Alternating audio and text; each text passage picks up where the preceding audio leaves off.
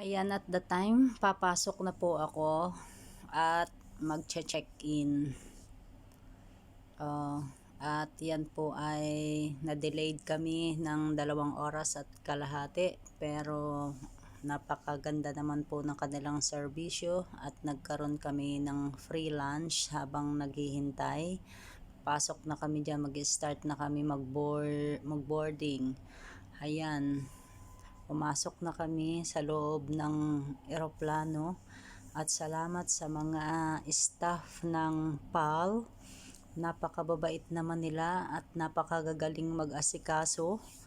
Kaya kahit delayed yung flight namin dahil masama ang panahon, may bagyo nung time na yon, ay smooth naman po ang nangyari at napakabilis ng aming biyahe.